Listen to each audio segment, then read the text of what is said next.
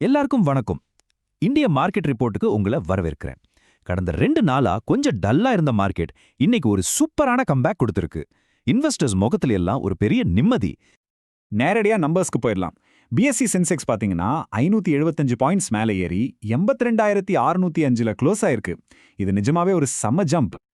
Sensex மட்டும் இல்ல, NSC Nifty 50யும் சும்மா இல்ல, 178 பாயிண்ட்ஸ் ஏறி 25,300ங்கிற அந்த முக்கியமான மார்க்கை தாண்டி நின்னுடுச்சு. சரி, திடீர்னு மார்க்கெட்டுக்கு என்ன இவ்ளோ தெம்பு வந்துச்சு? அதுக்கு என்ன காரணம்?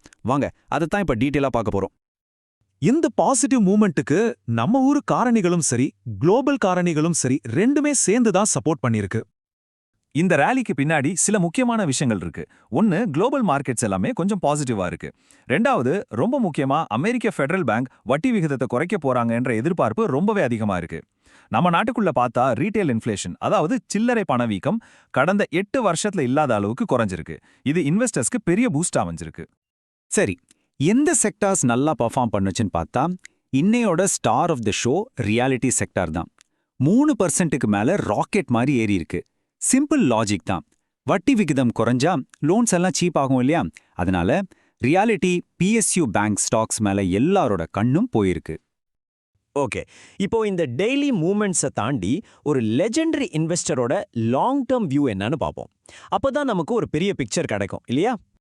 நம்ம பார்க்க போறது யார பத்தினா, 3P இன்வெஸ்ட்மெண்ட் மேனேஜர்ஸோட ஃபவுண்டர் மற்றும் சிஐஓ திரு பிரசாந்த் ஜெயின் அவர்களை பத்தி தான். மார்க்கெட்ல இவரோட வார்த்தைக்கு ஒரு பெரிய மதிப்பு இருக்கு. அவர் அடிக்கடி சொல்ற ஒரு ஃபேமஸான டயலாக், பிக்சர் அபி பாக்கி ஹே. இதுக்கு என்ன அர்த்தம்னா, கதை இன்னும் முடியல நண்பான்னு சொல்ற மாதிரி தான். இந்தியாவோட வளர்ச்சி கதை, வெல்த் கிரியேஷன் ஸ்டோரி எல்லாம் இனிதான் ஆரம்பம்னு அவர் சொல்றாரு. லாங் டேர்ம் இன்வெஸ்டர்ஸ்க்கு இது எவ்வளோ பெரிய பாசிட்டிவ் நியூஸ் பாருங்க. அவர் சொல்ற முக்கியமான பாயிண்ட்ஸ் என்னன்னா, ஒன்னு, மார்க்கெட் கடந்த 15 மாசமா ஒரு டைம் கரெக்ஷன்ல இருந்திருக்கு. அதாவது பெருசா விடவும் இல்ல, ஏறவும் இல்ல. இப்போ அந்த ஃபேஸ் முடிஞ்சு அடுத்த கட்ட ரேலிக்கு மார்க்கெட் ரெடி ஆயிடுச்சுன்னு சொல்றாரு. ரெண்டாவது, ஃபாரின் இன்வெஸ்டர்ஸ் கிட்டத்தட்ட $18 பில்லியன் அளவுக்கு வித்துட்டு போனாலும் நம்ம டொமஸ்டிக் இன்வெஸ்டர்ஸ் அதை அப்படியே தாங்கி பிடிச்சிருக்காங்க. இது நம்ம மார்க்கெட்டோட ஸ்ட்ரென்த்தை காட்டுது. இதையெல்லாம் வச்சு லாங் டேர்ம்ல நிஃப்டி வருஷத்துக்கு 11-12% காம்பவுண்ட் ஆகும்னு அவர் ரொம்ப நம்பிக்கையா இருக்கார். ஓகே, இப்போ இந்த ஜெனரல் மார்க்கெட் சென்டிமெண்ட்ல இருந்து ஸ்பெசிஃபிக்கா லார்ஜ் கேப் ஸ்டாக்ஸ் பக்கம் போவோம். இன்னைக்கு யார் யார் நியூஸ்ல இருந்தாங்கன்னு பார்க்கலாம். ஃபர்ஸ்டே பஜாஜ் ஃபினான்ஸ் தான் 4%க்கு மேல எகிரி ஆல் டைம் ஹை போயிருக்கு. இதுக்கு முக்கியமான காரணம் வட்டி விகிதம் குறையுங்கிற எதிர்பார்ப்பு தான். அது என்பிஎஃப்சி கம்பெனிகளுக்கு பாரோயிங் காஸ்ட்டை குறைக்கும் இல்லையா? அதனால தான் இந்த ரேலி. சும்மா இல்ல, அதோட சைஸை பாருங்களேன். ஜூன் 2025 நிலவரப்படி அவங்க நிர்வகிக்கிற சொத்து மதிப்பு, அதாவது ஏயுஎம், 4.41 ட்ரில்லியன் ரூபாய். இது எவ்வளோ பெரிய நம்பர்னு யோசிச்சு பாருங்க. கம்பெனியோட மார்க்கெட் லீடர்ஷிப்பை இது தெளிவா காட்டுது. அடுத்ததான் நம்ம லிஸ்ட்ல இருக்கிறது லார்சன் அண்ட் டூப்ரோ, அதாவது எல்என்டி. ஜெஃப்ரீஸ் அவங்களோட டார்கெட் பிரைஸை 4,345 ரூபாய்க்கு ஏத்தினதும் ஸ்டாக் 10 மாசத்துல இல்லாத அளவுக்கு ஹைக்கு போயிடுச்சு. எல்என்டியோட எக்ஸிகியூஷனும் கையில இருக்கிற ஆர்டர் புக்கும் தான் இந்த நம்பிக்கைக்கு காரணம். குறிப்பா சொல்லணும்னா, மிடில் ஈஸ்ட்ல இருந்து ஒரு லார்ஜ் ஆர்டர் கிடைச்சிருக்கு. எல்என்டியை பொறுத்த வரைக்கும் லார்ஜ் ஆர்டர்னா 2,500 கோடியிலிருந்து 5,000 கோடி ரூபாய் மதிப்புள்ள ஆர்டர். இவ்ளோ பெரிய ஆர்டர் கிடைச்சா கம்பெனியோட ஃபியூச்சர் ரெவென்யூக்கு எந்த பிரச்சனையும் இல்லைன்னு இன்வெஸ்டர்ஸ்க்கு ஒரு தெம்பு வந்துடும். அதனால தான் இந்த கொண்டாட்டம். சரி, லார்ஜ் கேப்ஸ்ல இருந்து இப்போ மிட் கேப் செக்மெண்ட்டுக்கு வருவோம். இங்கேயும் இன்னைக்கு சில ஸ்டாக்ஸ் பட்டைய கலப்பிருக்கு. முதல்ல பர்சிஸ்டன்ட் சிஸ்டம்ஸ். அதோட சூப்பரான Q2 ரிசல்ட்ஸ் காரணமா இன்னைக்கு ஸ்டாக் 7%க்கும் மேல ஜம்ப் ஆயிருக்கு. அனாலிஸ்ட்ஸ் எதிர்பார்த்ததை விட நல்ல ரிசல்ட்ஸ் கொடுத்தது தான் இன்வெஸ்டர்ஸை ரொம்ப இம்ப்ரெஸ் பண்ணியிருக்கு. இந்த நம்பர்ஸை பாருங்க.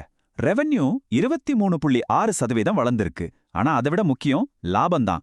இபிஐடி, அதாவது வட்டி வரிக்கு முன்னாடி இருக்கிற லாபம் 43.7%, நிகர லாபம் 45.1%ன்னு பயங்கரமா வளர்ந்திருக்கு.